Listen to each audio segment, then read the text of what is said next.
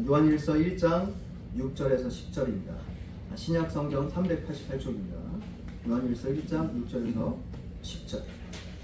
네, 같이 읽죠. 시작. 만일 우리가 하나님과 사귐이 있다 하고 어둠에 가면 거짓말을 하고 진리를 행하지 아니함이거니와 그가 빛 가운데 계신 것 같이 우리도 빛 가운데 행하면 우리가 서로 사귐이 있고 그 아들 예수가 우리를 모든 죄에서 깨끗하게 하실 것이요 만일 우리가 죄가 없다고 말하면 스스로 속이고 또 진리가 우리 속에 있지 아니할 것이요 만일 우리가 우리 죄를 자백하면 그는 믿으시고 의로우사 우리 죄를 사하시며 우리를 모든 불의에서 깨끗하게 하실 것이요 만일 우리가 범죄하지 아니하였다 하면 하나님을 거짓말하는 이로 만드는 것이니 또한 그의 말씀이 우리 속에 있지 아니하니라. 아멘.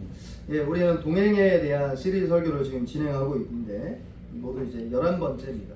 아마도 다음 주겠죠. 부활주일 지나고 나서 마지막으로 정리하겠습니다.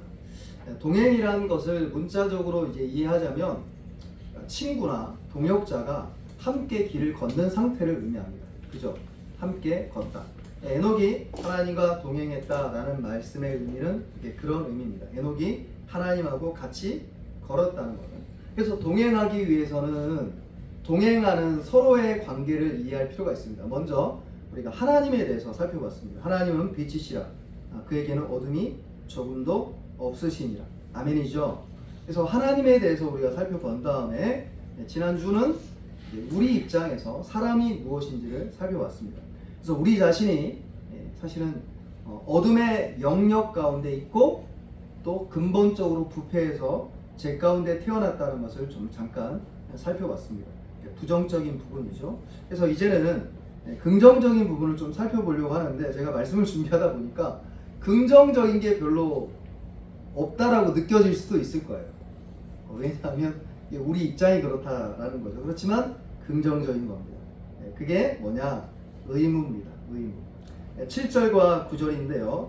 우리 7절 같이 읽읍시다. 7절 같이 읽죠. 시작. 그가 빛 가운데 계신 것 같이 우리도 빛 가운데 행하면 우리가 서로 사귐이 있고 그 아들 예수의 피가 우리를 모든 죄에서 깨끗하게 하실 것이요. 여기의 핵심은 우리도 빛 가운데 행하라라는 권면에 있습니다. 9절도 보시죠. 9절 같이 읽죠. 시작. 만일 우리가 우리 죄를 자백하면 그는 기쁘시고 의로우사 우리 죄를 사하시며 우리를 모든 불의에서 깨끗하게 하실 것이요. 여기서도 예수님께서 우리를 용서하신다는 약속이 있지만 동시에 뭐가 부여되어 있냐면 우리 죄를 자백하라라는 권면이 담겨 있습니다. 그래서 이 두 가지 구절에서 우리는 뭘 알 수 있냐면 따라합시다. 우리가 할 일, 또 합시다. 하나님이 하실 일. 그러니까 하나님이 하실 일은 하나님이 하시기 때문에 사실 우리에게 해당 사항은 없습니다. 하나님이 하시는 겁니다. 아멘이죠. 네, 은혜를 주십니다. 아멘. 그렇지만 은혜를 주시는 건 하나님이 일이지만 우리가 할 일이 있다는 거죠. 할 일이 있다는 겁니다. 우리 차원에서는 빛 가운데 행해야 되고 우리 차원에서는 죄를 자백하고 회개하는 일을 해야 된다는 겁니다. 근데 이게 아까 제가 말씀드렸던 것처럼 논리적 차원에서 설명할 수 없어요. 왜냐하면 이게 서로 뒤섞여 있기 때문에 그렇습니다. 내가 하는 일인지 하나님이 하는 일인지 섞여 있어요. 여러분 회개 안 그렇습니까? 회개 어떤 걸까요? 회개 여러분이 하는 일 같으세요? 아니면 하나님이 하는 일 같을까요? 정의 내리기가 어려워요. 분명히 내 입술로 하는 거예요. 내가 잘못했어요, 하나님. 근데 회개를 할 수 있는 이유는 뭐예요? 하나님이 나에게 회개할 수 있는 깨달음을 주시고 감동을 주셔서 회개할 수 있도록 내 입술에 힘을 주셔서 회개케 하는 거니까 사실은 하나님이 하는 거죠. 아멘입니까? 아멘. 하나님이 하는 거예요. 내 속에 선한 일을 시작하신 하나님이 예수의 날까지 끝까지 이루리라. 그러니까 하나님이 내 속에 선한 일을 하셨기 때문에 내가 선한 일을 할 수 있다라는 거죠. 즉 이건 논리적으로 구분할 수 있다라고 해서 제가 할 수 있는 일을 우리가 해야 된다 이 일을 하고자 하는 말은 아닙니다. 왜냐하면 양분할 수 없기 때문에 그렇습니다. 여러분 동행, 교제라는 것 자체가 피차 간에 서로 공유되고 서로 간에 상호작용을 일으키는 거죠. 그게 저와 여러분이 신앙생활을 한다는 뜻의 의미입니다. 즉 동행이란, 교제란 기계적으로 설명될 수 없는 유기적이고 생생한 어떤 거다라는 걸 말씀드리고 싶습니다. 그러니까 여러분이 해야 되는 일이지만 사실은 하나님이 힘을 주셔서 할 수 있는 일이다라는 겁니다. 그래서 이거를 두 가지를 빛 가운데 행하는 거하고 여러분과 제가 죄를 자백하는 것을 두 가지를 잠깐 살펴보겠습니다. 우리 7절 한번 보시죠. 7절. 1장 7절. 여러분이 좀 읽어주시겠어요? 시작. 그가 빛 가운데 계신 것 같이 우리도 빛 가운데 행하면 우리가 서로 사귐이 있고 그 아들 예수의 피가 우리를 모든 죄에서 깨끗하게 하실 것이요. 사도 요한이 빛이나 생명이라는 단어를 아주 선용합니다. 이건 그림 이미지거든요. 관념 이미지가 아니라 그림 이미지입니다. 빛, 생명하면 뭔가가 떠오르고 느껴지죠. 사실 이 구절을 문자적 의미에서 해석하는 건 불가능합니다. 여러분이 빛 가운데 행할 수가 없기 때문에 그렇습니다. 왜냐하면 이 빛 가운데 행하라는 겉면 전에 어떤 구절이 있냐면 따라합시다. 그가 빛 가운데 계신 것 같이. 여기서 말하는 그는 뭡니까? 하나님이시죠. 하나님이 빛 가운데 계신 것 같이 우리도 빛 가운데 행하라는 말은 문자적 의미에서 해석하는 건 불가능합니다. 왜냐하면 하나님의 수준이, 하나님의 기준이 우리의 기준이 돼야 된다는 의미에서 이 말을 하기 때문에 엄밀한 의미에서 우리가 하나님의 수준에서 빛 가운데 행하는 것은 불가능하기 때문에 그렇습니다. 그래서 6절 한번 보세요. 6절. 이 구절 이해하기 위해서는 6절 지난주에 우리가 살펴봤습니다. 6절 한번 보시죠. 같이 읽을까요? 시작. 만일 우리가 하나님과 사귐이 있다 하고 어둠에 행하면 거짓말을 하고 진리를 행하지 아니하거니와. 여기 보시면 어둠에 행하고 있다라고 이야기 드려서 죄의 본질에 대해서 잠깐 설명해 드렸습니다.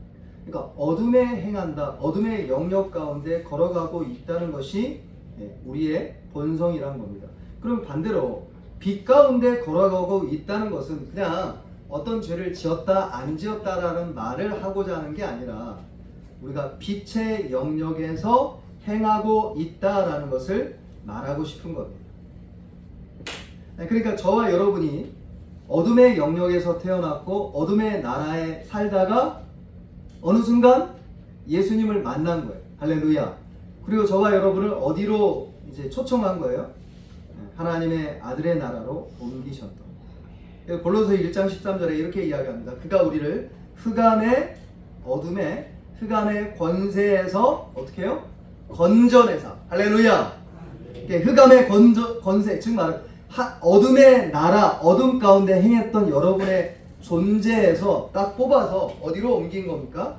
그의 사랑의 아들의 나라로 옮기셨다. 할렐루야. 하나님 나라로 옮기셨다라는 겁니다. 즉 빛 가운데 행한다는 것은 그런 존재론적인 의미를 포함한다라는 걸 의미하는 겁니다. 그러니까 어떤 행동을 했다 안 했다 이 말을 하는 것보다 훨씬 더 포괄적인 의미라는 거죠. 근데 구체적으로 이건 두 가지로 설명할 수 있습니다. 따라합시다. 회개하는 삶. 다시 한번 회개하는 삶. 빛 가운데 행하는 것은 회개하는 삶입니다. 회개한다는 것은 죄를 고백하고 죄를 더 이상 짓지 않기 위해서 의지적으로 하나님께로 나아가는 것을 의미합니다. 로마서 7장 24절에 오라 나는 공고한 사람이라 이 사망의 몸에서 너가 나를 건져내라 라고 이야기하고 있는 것처럼 나는 본질상 죄의 몸 가운데 태어나서 진노에 자절하는 것을 인지하는 것이 굉장히 중요합니다. 그래서 회개는 날마다 하는 겁니다. 할렐루야. 그래서 일어나면 뭐 하는 거예요? 회개하는 거예요. 어쩌냐게 생각나는 죄를 회개하는 거고 또 오늘 지을 죄들을 미리 또 회개하는 거고 나의 허물을 하나님 앞에 고백하는 거고. 두 번째 따라합시다. 하나님을 위해 살자. 빛 가운데 행하는 삶은 하나님을 위해 사는 삶을 또한 포함합니다. 그러니까 죄 가운데 죄를 인정하고 회개하는 삶을 사는 것만 아니라 더 나아가서 하나님을 위해 살려고 항상 노력하게 되어 있다. 이 말입니다. 사실 이런 면은 사실 쉽지 않습니다. 아까 제가 말씀드렸던 것처럼 여러분 거지와 왕자 이야기 혹시 아십니까? 거지와 왕자 이야기? 왕자와 거지. 네, 죄송합니다. 네, 왕자와 거지. 왕자와 거지. 의미는 전달됐죠? 네. 네, 왕자와 거지 이야기를 보면 사실 이 이야기를 잘 알 수 있는, 사실 오늘 내용들을 잘 이해할 수 있습니다. 왕자가 살았는데 왕자랑 똑같이 생긴 사람이 있어요. 거지였어요. 그래서 걔를 바꿔치기 했어요. 그래서 거지가 왕자가 됐어요. 그죠? 근데 거지가 왕자가 됐는데 왕자가 되면 뭘 먹어요? 왕자의 음식을 먹겠죠. 뭐 요즘으로 따지면 뭘 먹을까요? 빕스 갈까요? 어디로 갈까요? 어떤 거 갈까요? 소고기, 닭고기, 불고기, 떡볶이. 그런 건 내왔어요. 근데 거지는 그게 입에 맞을까요? 안 맞을까요? 맛있긴 한데 편하지가 않아요. 그래서 거지 왕자가 뭘 먹어요? 이렇게 궁궐에 떨어져 있는 것도 주워 먹고. 그래서 왕자님 그러면 안 된다고. 근데 왜 안 될까요? 그러니까 일정 기간 동안 계속 그 기간이 있어요. 보면 왕자와 거지를 보면 왜 그럴까요? 다르기 때문에 그렇습니다. 내가 거지로 태어났기 때문에 왕자의 삶이 익숙하지 않은 겁니다. 제가 말씀드린 것은 하나님을 위해 사는 삶이 여러분과 제가 익숙하지 않습니다. 따라합시다. 익숙해지자. 다시 한번 익숙해지자. 그래서 모태신앙이 유리한 게 뭐냐면, 신앙생활에 되게 유리한 게 뭐냐면 그 익숙함을 여러분과 제가 훈련하기 때문에 유리한 거예요. 신앙생활에. 근데 이제 모태신앙이 아닌 사람은 유리하지가 않아요. 왜 유리하지 않냐면 주일 성수 예배가 유리하지 않습니다. 그냥 내가 힘을 내야 예배 드리는 겁니다. 근데 이제 모태신앙들은 주일날 그냥 가는 거예요. 가서 은혜를 받든 안 받든 예배 드렸다가 집에 가는 거예요. 할렐루야. 이게 사실 영적 영역에서도 똑같은데요. 여러분과 제가 금방 예수를 믿은 다음에 사고방식이나 삶의 현장이 하나님이 기뻐하시는 현장이 안 됩니다. 사고방식도 안 바뀌어요. 세상에 있는 사고방식 그대로 갖고 와요. 그래서 구원은 받았는데 사고방식들, 세계관, 세상을 바라보는 관점, 행복의 정의, 연애의 정의, 연애하는 취향 안 바뀌어요. 똑같습니다. 이제 하나님 어떻게 할까요? 조금씩 바꾸세요. 연애관도 바꾸시고 가족관도 바꾸세요. 여러분의 세계관도 바꿀 뿐만 아니라 여러분의 현장 안에 있는 삶도 하나님 중심으로 애쓰고 하나님 중심으로 살아가기 위한 방향성으로 바꿔나가기 시작한다라는 겁니다. 그래서 이렇게 이해하시면 됩니다. 따라합시다. 회개는 회심은 방향성이다. 그러니까 일일이 모든 것을 회개해야 된다, 그 말을 하고자 하는 게 아니라 방향이 바뀌었다 이 뜻입니다. 따라합시다. 죄에서 나 자신에서 하나님으로 방향이 바뀌었다. 여기서 이제 설교를 매듭 지으면서 이 말씀을 좀 전하고 싶은데, 본문을 한 구절 찾아봅시다. 고린도전서 6장을 한번 찾아보세요. 한 구절만 찾아보면 됩니다. 고린도전서 6장 9절에서 10절입니다. 고린도전서 6장 9절에서 10절입니다. 고린도전서 6장 9절에서 10절입니다. 신약성경 268조. 같이 읽죠. 시작. 불의한 자가 하나님의 나라를 유혹으로 받지 못할 줄을 알지 못하느냐. 유혹을 받지 말라. 음행하는 자나 우상 숭배하는 자나 가늠하는 자나 탐색하는 자나 남색하는 자나 도적이나 탐욕을 부리는 자나 술 취하는 자나 모욕하는 자나 속여 빼앗는 자들은 하나님의 나라를 유혹으로 받지 못하리라. 바울이 되게 무섭게 말하죠. 여기 따라합시다. 불의한 자는 하나님 나라를 유혹으로 받지 못한다. 바울이 이 이야기를 왜 할까요?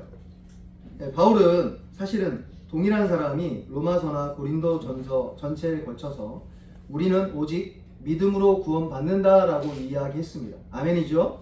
따라합시다. 오직 믿음으로 구원받습니다. 즉 칭의를 의미합니다. 근데 우리는 믿음으로 말미암은 칭의를 통해서 구원받습니다. 행위로 구원받지 않습니다. 근데도 불구하고 바울은 어떤 구절을 여러분이 까먹을만 하면 이런 구절을 넣어놔요. 8, 9절, 9절, 10절 여기만 있지 않습니다. 계시록에도 있고요. 야고보서도 있고요. 신약 성경은 여러분 은혜의 책이고 이제 구약 성경은 율법의 책이라고 착각하지만 전혀 그렇지 않습니다. 복음은 오히려 율법에 대한 이야기에 대한 해석에 가까워요.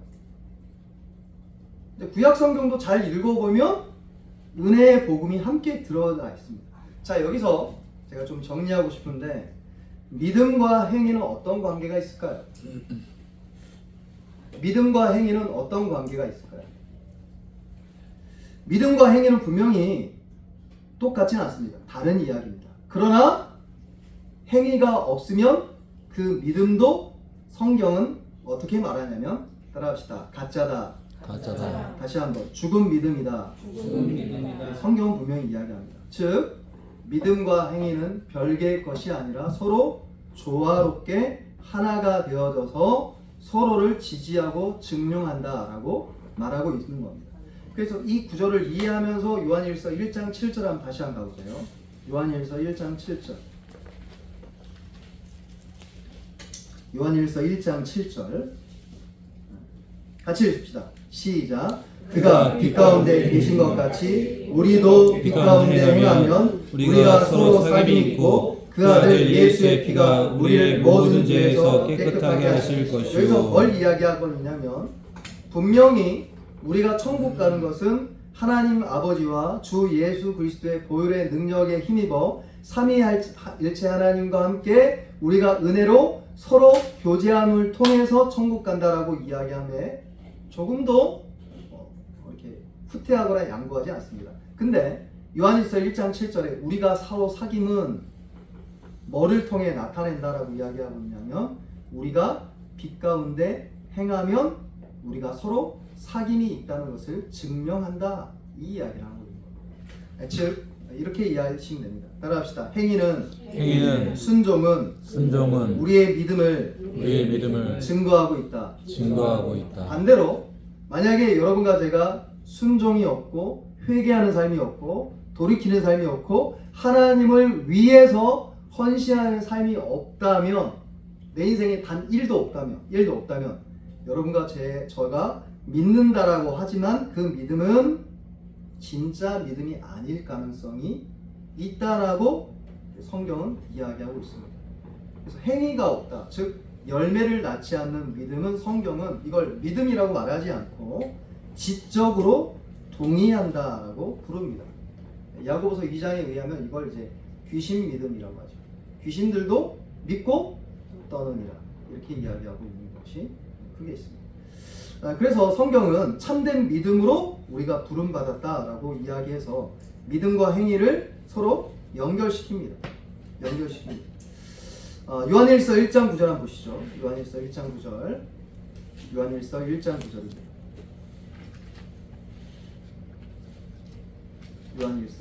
9절 같이 읽습니다. 시작. 만일 우리가 우리 죄를 자백하면 그는 믿으시고 의로우사 우리 죄를 사하시며 우리를 모든 불의에서 깨끗하게 하실 것이요. 여기에 죄를 고백하라라고 이야기하고 있습니다. 고백하라라고 왜 이야기할까요? 따라합시다. 죄는 하나님과의 사귐을 방해하기 때문에 그래요. 그러니까 죄를 지으면 지옥에 간다라는 정도가 아니라 신자에게는 죄를 짓는 그 즉시 회개하면 되지 이렇게 생각하는데, 제가 초신자 때 그렇게 생각했어요. 청년 때 가르쳐주는 사람이 없었으니까 너무 쉬운 거예요. 너무 좋은 거예요. 저는 구원파적으로 이해했어요. 죄를 지으면 또 회개하면 되니까 또 짓자 이렇게 생각했어요. 무한히 짓고 무한히 은혜 받으면 되지. 근데 경험적으로 알게 됐는데 죄를 한 번 짓잖아요. 그러면 어떻게 될까요? 회개랑 멀어집니다. 근데 반대로 여러분이 죄를 짓지 않기 위해서 발버둥을 치잖아요. 회개랑 아주 가까워집니다. 여러분 경험적으로 그건 느끼시죠? 여러분이 말씀과 기도를 부르짖고 애쓰기 위해서 전투하잖아요. 매일의 삶 가운데. 그러면 회개하게 돼요. 근데 반대로 은혜로 구원받는데 그냥 회개 안 하지 또 죄 짓지 뭐. 막 살지 뭐. 이렇게 여러분이 마음을 먹잖아요. 그러면 어떻게 되는 줄 아세요? 경험적으로 회개랑 아주 멀어집니다. 회개를 언제 하죠? 주일날 하지 뭐. 새벽기도 그 시간 전에 하지 뭐. 이렇게 되기 시작합니다. 그러면 어떻게 될까요? 점점 회개하는 삶, 빛 가운데 걸어가고 죄를 자백하는 삶하고는 멀어지게 된다는 겁니다. 즉 뭐가 끊어졌다는 겁니까? 따라합시다. 동행이 멈췄다. 하나님이 멈췄다는 뜻이 아니라 여러분과 저의 걸음이 멈췄다는 겁니다. 하나님하고 걷는 것이 지루하게 느껴지고 하나님하고 걷는 것이 그냥 무료하게 느껴지고 아무 재미도 없이 느껴지기 시작했다는 겁니다. 그 말은 뭐냐면 여러분과 제가 회개하는 삶을 하지 않고 있다는 것을 이제 반증하는 겁니다. 반증하는 겁니다. 그래서 빛 가운데 걸어가게 되면 결국은 죄를 자백하게 되게 되어 있습니다. 왜냐하면 빛은 따라합시다. 빛은 어둠을 드러낸다.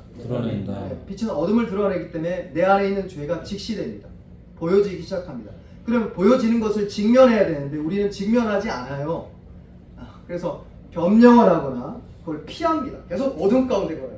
그래서 여러분 죄를 지으면 회개가 안 돼요. 죄를 지으면 작은 죄를 짓잖아요. 그러면 큰 죄로 인도됩니다. 큰 죄로 지으면 어떻게 될까요? 계속 반복하게 됩니다. 그래서 결국은 중독이 되게 되고 거기서 못 빠져나와요. 그래서 죄는 그냥 초장에 잡아야 돼요.